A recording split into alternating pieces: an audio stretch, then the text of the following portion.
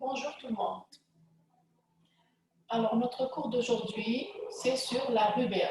La rubéole, une maladie virale vraiment bénigne dans la majorité des cas, mais sa gravité se voit surtout chez la femme enceinte qui risque de transmettre le virus à son fœtus, ou plutôt son embryon, parce que c'est surtout pendant le premier trimestre, c'est ce risque de passage de phytomaternel qui fait la gravité de cette maladie.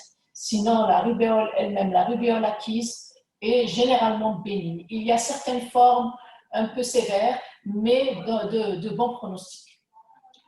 Alors, qu'est-ce qu'on va dire comme définition? C'est d'abord une maladie virale éruptive et elle touche surtout l'enfant d'âge scolaire. Elle est très bénigne, voire parfois inapparente. Si on devait faire la sérologie de tous les étudiants, on trouverait peut-être au moins 60% qui sont immunisés et qui n'ont jamais été symptomatiques. Donc, on s'infecte, on fait peut-être une forme bénigne, un petit fébricule, une petite éruption passagère, et on s'immunise pour la vie. Et bien sûr, comme je vous ai dit tout à l'heure, elle est redoutable pour le fœtus, surtout quand elle survient au premier trimestre de la grossesse, chez une femme bien sûr non immunisée. Si elle était immunisée ou vaccinée, immunisée par la maladie ou vaccinée, il n'y a pas de risque pour le fœtus. Donc le gros risque, c'est les embryophytopathies sévères ou de rubéole congénitale, c'est-à-dire infection qui va être évolutive. Et la seule arme efficace pour lutter contre cette pathologie, pour éviter ces embryophytopathies, c'est la vaccination généralisée qui fait partie actuellement du calendrier vaccinal algérien. Donc, dans le futur, toutes les filles seront immunisées. Donc, il y a bien sûr la rubéole congénitale qui va disparaître, à condition bien sûr que la vaccination continue à être généralisée. Et le vaccin est généralement bien toléré. Alors, sur le plan virologique, le virus de la rubéole, on l'appelle rubivirus, qui appartient à la famille des Togaviridae. C'est un virus à ARN qui est très fragile, qui est inactivé par la chaleur, les rayons ultraviolets, les antiseptiques, les détergents. Donc, c'est un virus fragile. Et quand on l'attrape, c'est par voie généralement directe, par voie aérienne, et il va réaliser une virémie. Donc, il va passer dans le sang qui va durer bien sûr quelques jours pendant la phase d'invasion et les 2 jours de l'éruption. Et bien sûr, on peut se réinfecter. Et ces réinfections vont agir comme un rappel vaccinal. Elles seront inapparentes, il n'y a pas de virémie. Donc, c'est comme une injection de rappel. Donc, ça va entraîner une augmentation d'anticorps sans qu'il y ait virémie. Sur le plan épidémiologique, on va parler du réservoir, du mode de transmission, du sujet réceptif. Donc, le réservoir, il est strictement humain, c'est une maladie strictement humaine, et c'est surtout les enfants d'âge préscolaire et surtout scolaire qui sont les plus touchés. Il reste la source de contamination pour les femmes enceintes. Bien sûr, quand elles ont échappé déjà à une maladie ou à une vaccination. Et les nourrissons ou les nouveau-nés qui sont atteints de rubéole congénitale, ils restent contagieux longtemps, en moyenne plus souvent 6 mois, mais ça peut aller jusqu'à 18 mois. Mais la grande majorité des cas, c'est surtout pendant 6 mois qu'ils restent contagieux. Ils éliminent le virus par les urines, par un peu partout. Et la transmission donc est directe pour la rubéole acquise. Elle est transplacentaire pour la rubéole congénitale. Quand un nouveau-né à la naissance, il est né d'une mère qui est immunisée, il va être protégé par les anticorps maternels jusqu'à 6 mois. Au-delà, il peut être contaminé, sinon il faudra le vacciner. Et la maladie, quand on nous la vend, elle est contagieuse 13 jours avant et se prolonge 21 jours après l'éruption, quand l'éruption existe. Sinon, la plupart du temps, on est contaminé sans qu'on le sache qu'on a été contaminé par telle personne parce que la maladie n'est pas toujours apparente. Donc, l'éruption manque souvent. Et cette rubéole évolue par petites épidémies hiverno-printanières en même temps que la rougeole. Bien sûr, la rougeole est beaucoup plus sévère que la rubéole. Et quand on attrape cette maladie, qu'elle soit apparente ou inapparente, elle nous donne une immunité durable, une immunité pour la vie. On va passer à la clinique et on va prendre comme type de description, on va bien sûr décrire d'abord la rubéole acquise, on va prendre bien sûr, on va décrire la rubéole de l'enfant. Et quels sont les éléments qui vont plaider en faveur de cette maladie? C'est qu'il faut qu'il y ait une absence d'antécédents de rubéole et absence de vaccination antirubeoleuse. Sinon, c'est quelqu'un qui a fait une rubéole, il ne peut pas refaire une autre. Et s'il est vacciné, il ne peut pas refaire encore. Alors, l'incubation de la maladie, en moyenne, on dit 18, ça est de 15 à 20 jours, mais en moyenne 18 jours avant l'apparition de l'éruption. Mais bien sûr, toujours difficile à détecter parce que la malade n'est pas toujours symptomatique. La phase d'invasion, quand elle est symptomatique, elle se manifeste par une fièvre modérée à 38 et 38,5. L'état général reste conservé, donc c'est un malade qui continue à aller à l'enfant, qui continue à aller jouer, ça ne le met pas au lit, comme dans la rougeole où la fièvre est très importante. Il n'y a pas de catarrhe, et en particulier, il n'y a pas de toux, qui est un signe fréquent ou même constant dans la rougeole. Et il peut y avoir quelques signes associés, surtout de toutes les maladies virales, des céphalées, des courbatures, des myalgies, une pharyngite. Et parfois, on a déjà les adénopathies qui peuvent apparaître au niveau cervical. Elles durent à peu près une semaine. Ensuite vient la phase d'état ou la phase éruptive.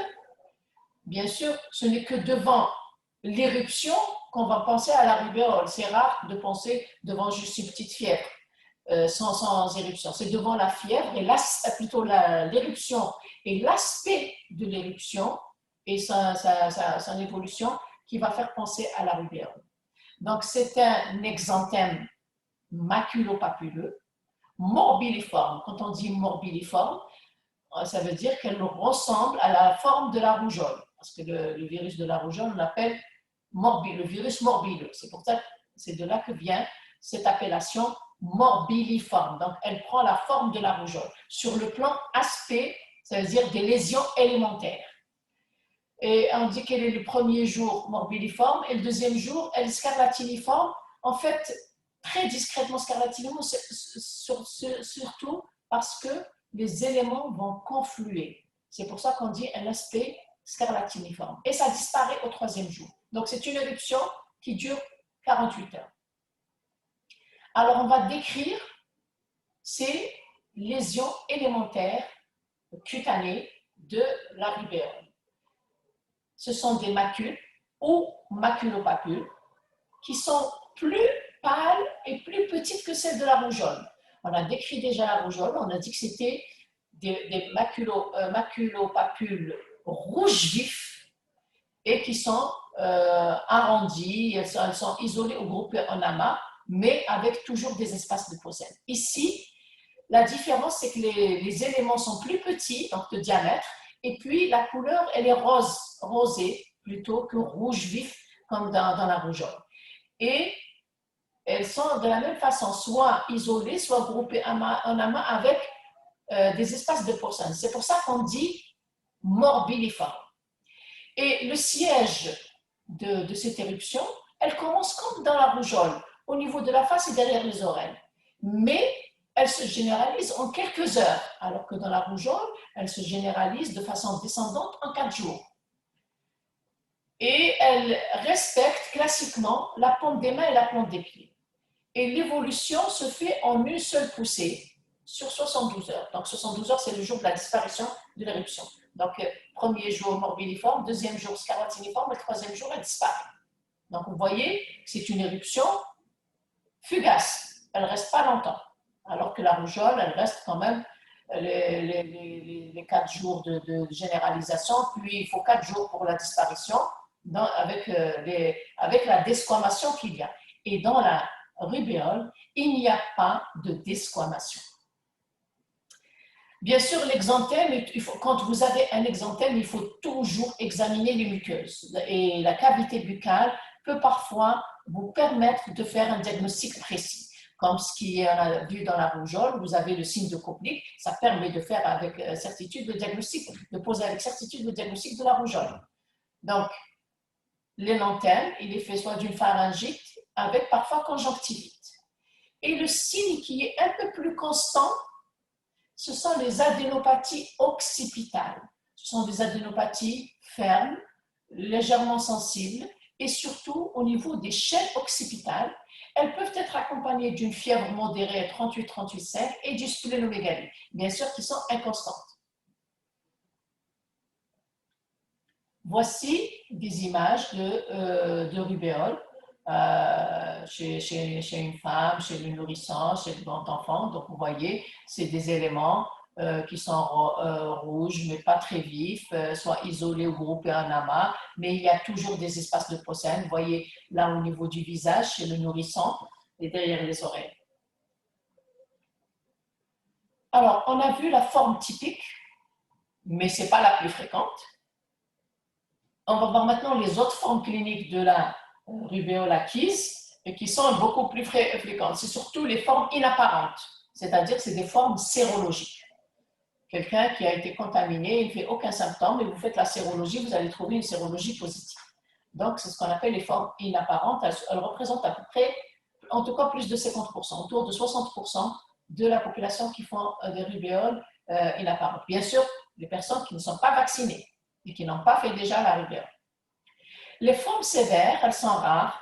Elles se voient surtout chez l'adulte et particulièrement la femme. C'est plus chez la femme. Et elles sont généralement de bons pronostics, même si la fièvre est plus importante, l'éruption est plus floride, mais l'évolution, elle guérit spontanément. Les réinfections, comme je vous ai dit tout à l'heure, il n'y a pas de virémie, donc elles sont asymptomatiques. Alors, quelles sont les complications qui peuvent survenir? Il y a des complications hématologiques, se voit surtout chez l'enfant. C'est généralement un purpura thrombopénique. Donc, quand la thrombopénie est inférieure à 50 000, on peut avoir un purpura ou des hémorragies cutanées ou muqueuses, tout dépend bien sûr du taux de plaquettes. Et elle est d'origine immunologique. Ce n'est pas d'origine virale, mais d'origine immunologique. Il y a également les complications articulaires, se voit surtout chez l'adulte, et ce sont soit des arthralgies, mais surtout des arthrites, des métacarpophalangiennes, donc des articulations métacarpophalangiennes, parfois au niveau des coudes, et fréquentes chez l'adulte. Les complications neurologiques, on peut avoir des méningites ou des encéphalites ou méningoencéphalites, mais elles sont rares, et même quand elles existent, elles sont de bons pronostics, elles évoluent spontanément vers la guérison. Voilà en ce qui concerne les complications. Alors, comment allons-nous faire le diagnostic de la rubéole acquise? D'abord, il y a toujours la notion de contagion de cas similaires, l'absence de vaccination antirubéolique, l'absence de rubéole dans les antécédents, ça sur le plan épidémiologique. Sur le plan clinique, c'est éruption et surtout avec les adénopathies axillaires. Mais sur le plan biologique, la FNS peut révéler ce qu'on appelle une plasmocytose sanguine. Dans l'équilibre normal, les plasmocytes sont présents autour de 1%. Dans la rubéole, on va jusqu'à 5 à 6% de leucocytes à type de plasmocytes. Et bien sûr, retrouver le virus est très difficile parce qu'il faut des cultures cellulaires et tout ça. Donc, c'est réservé vraiment à des laboratoires spécialisés. Le diagnostic est surtout sérologique, qui nécessite soit 2 examens prélevés à 15 jours d'intervalle, ou bien, et bien sûr, ces examens doivent être faits en même temps, dans le même laboratoire et par la même technique. Parce que vous ne pouvez pas comparer une sérologie faite dans un labo avec une autre sérologie faite dans un autre labo, parce qu'ils n'utilisent pas la même technique, ce n'est pas les mêmes valeurs qu'ils ont de référence. Donc, il faut, pour bien interpréter cette sérologie, il faut que les deux examens soient faits selon la même technique et dans le même laboratoire. Comme ça, vous aurez des chiffres, des valeurs qui sont fiables, ou plutôt comparatifs. Alors, quand vous faites la sérologie, comment vous allez dire que c'est positif? Quand vous faites une première sérologie, après avoir fait l'éruption, si elle est négative, c'est peut-être encore tôt. C'est-à-dire que les anticorps ne sont pas encore apparus. Donc, on fait une deuxième sérologie. Et si la deuxième sérologie est positive, on va dire que c'est une séroconversion. On est passé d'un statut négatif à un statut positif, c'est ce qu'on appelle la séroconversion, et ça confirme la rubéole évolutive. Ça, c'est quand il s'agit d'IgG.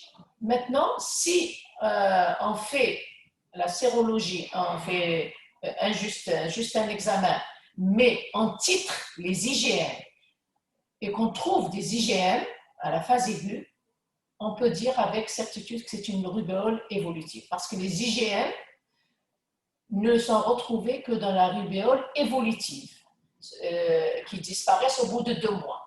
Au-delà, on ne trouvera que des IgG. Donc, pour faire le diagnostic, soit une séroconversion, soit une présence d'IgM, ou bien, si vous ne pouvez pas faire les IgM, il faut que vous ayez un taux d'immunoglobuline G au deuxième prélèvement 4 fois supérieur au premier. Donc, il faut que le premier taux soit multiplié par 4 pour dire que c'est une rubéole évolutive. Si vous trouvez il est un peu plus élevé que le premier de quelques unités, multiplié par 2, ce n'est pas suffisant. Il faut qu'il soit multiplié par 4 pour dire que c'est une rubéole évolutive. Voilà pour la confirmation par la sérologie. Et généralement, on utilise l'immunofluorescence. Le diagnostic différentiel. Alors, concernant le diagnostic différentiel de la rubéole,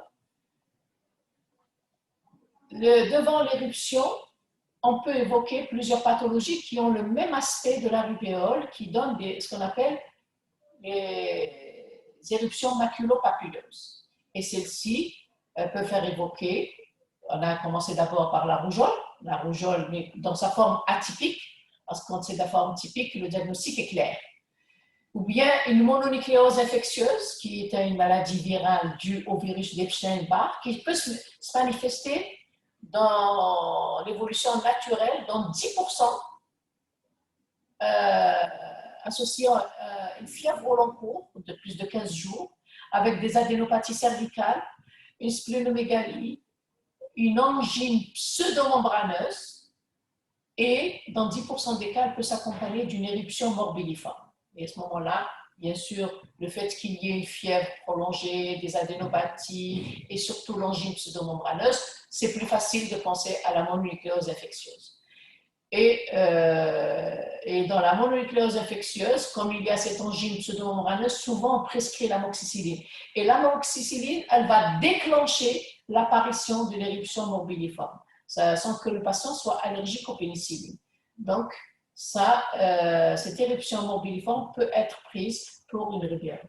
Il y a aussi les autres virus, les entérovirus, les adénovirus, le mégaléridème épidémique. Donc, beaucoup de viroses peuvent se manifester par une éruption morbilliforme. Et le diagnostic dans ces cas-là est difficile, il est sérologique. Il n'y a que dans la rougeole où le diagnostic peut être clinique, soit par l'éruption typique descendante, soit par la présence de compliques.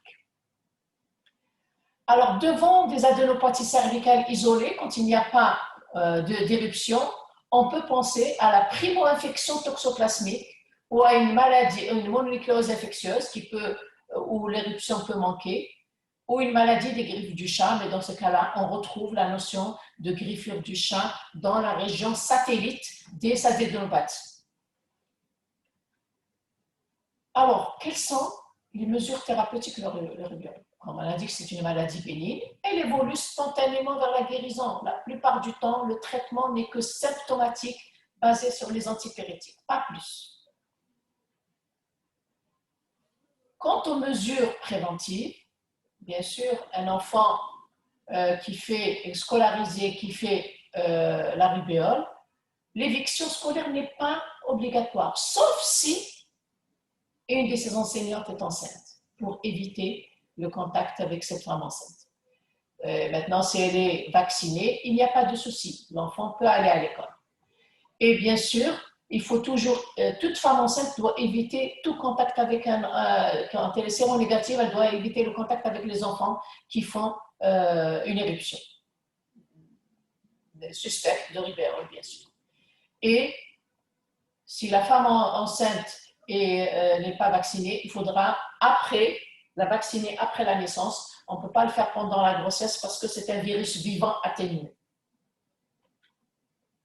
Donc, on a fini avec la rubéole acquise. On va parler de la rubéole congénitale, qui est en fait l'intérêt de cette question, puisque la rubéole acquise est vraiment bénigne, mais l'intérêt d'étudier cette maladie, c'est pour connaître la gravité qui peut survenir chez le nouveau-né.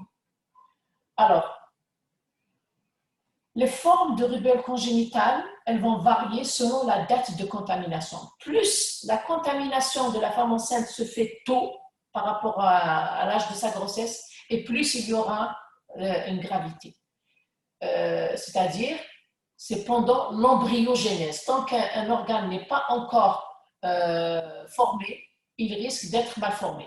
Donc, il y a cette forme, cette gravité est liée à la date de la contamination de la femme enceinte. C'est surtout le premier trimestre, mais plutôt à chaque fois que la contamination est plus précoce, le risque est plus grave. Et la transmission du virus au fœtus survient dans 80% des cas durant le premier trimestre.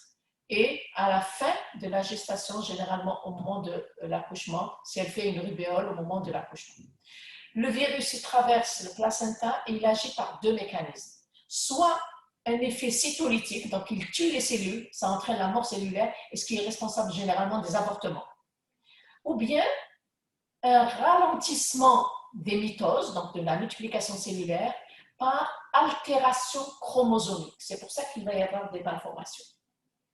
Alors, les aspects cliniques de cette rubéole congénitale, comme je vous ai dit, les avortements spontanés, et ils sont les plus fréquents surtout au début de la grossesse. Il y a un autre aspect, c'est ce qu'on appelle le syndrome malformatif de Greg, et il associe plusieurs atteintes à la fois, notamment l'atteinte de l'œil, du cœur et de l'appareil auditif. Ces malformations sont soit isolées, soit associées entre elles, elles sont multiples. Alors, quel type de lésion oculaire on peut avoir?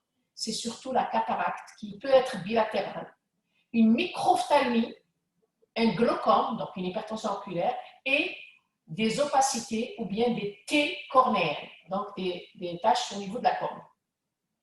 Sur le plan auditif, c'est surtout une surdité qui est surtout asymptomatique au début. C'est une hypoacousie de perception qui intéresse surtout les fréquences élevées.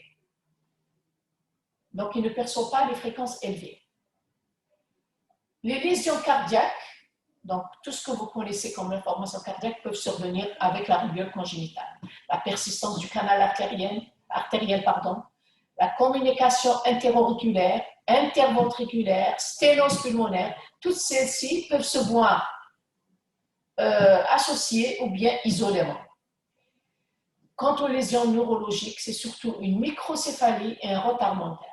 On peut avoir des lésions dentaires par soit un retard d'apparition, donc il ne va pas faire sa dentition précocement comme tous les enfants, il va la faire au bout de 2 ans ou 3 ans, soit une hypoplasie, donc il va avoir vraiment des très petites dents, ou carrément une agénésie dentaire, quand il n'y a pas le germe, il n'y aura pas de dents du tout. Ça sera un édenté.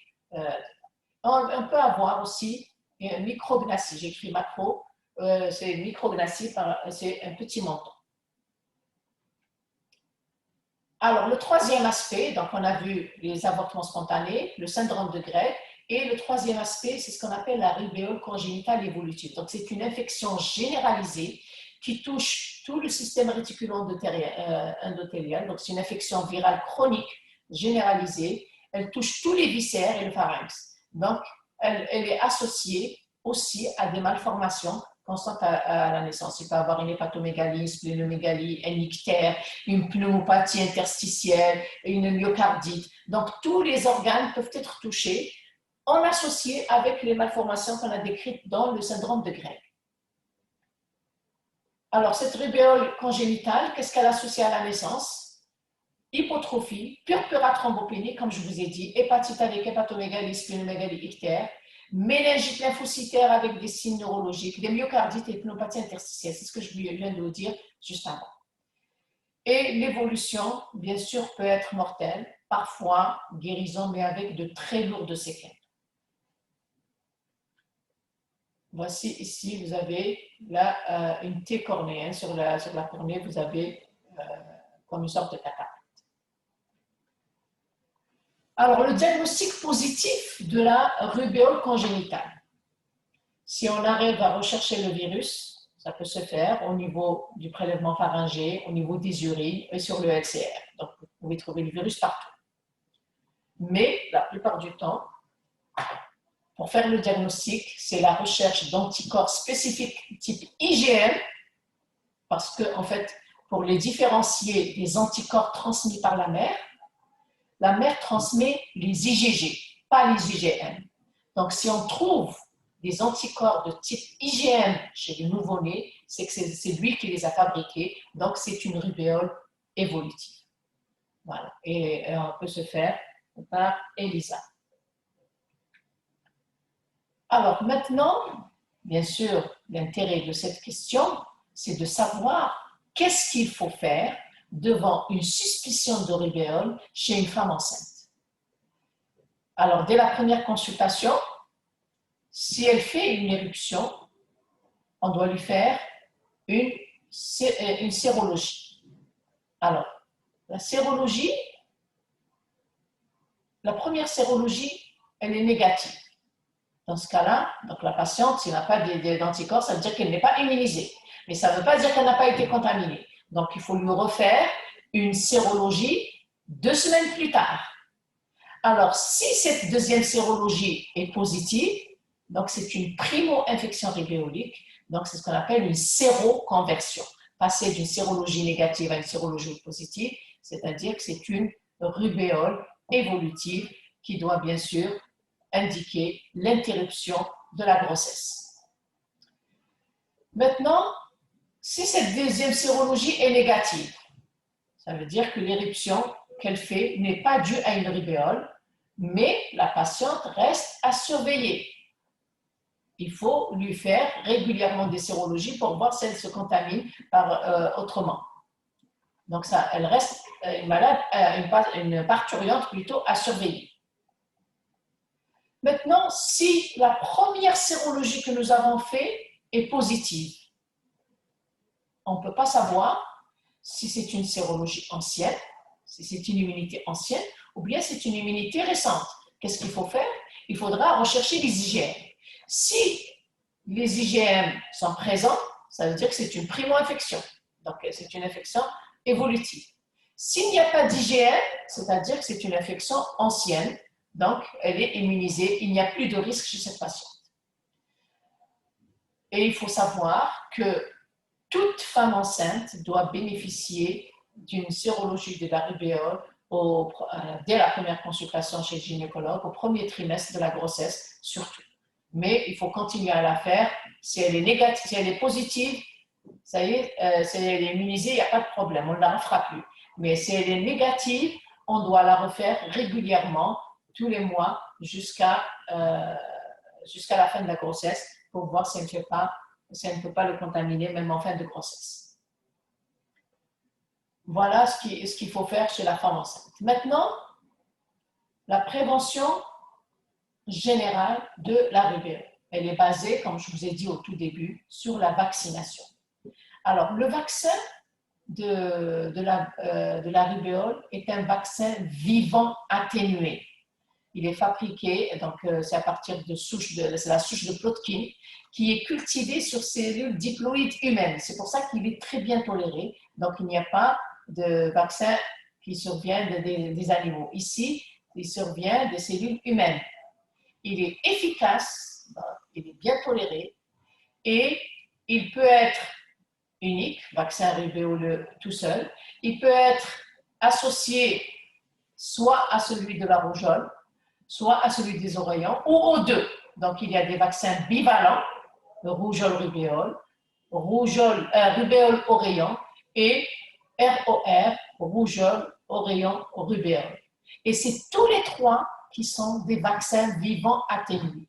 Qui dit vaccin vivant atténué, c'est une contre-indication formelle au cours de la grossesse et en cas d'immunodépression, que ce soit par une maladie ou que ce soit par une thérapeutique. Donc, les immunodéprimés ne doivent pas avoir de vaccin vivant atténué, quel que soit le vaccin. Et cette vaccination est obligatoire en Algérie à l'âge de 11 mois et avec un rappel à 18 mois.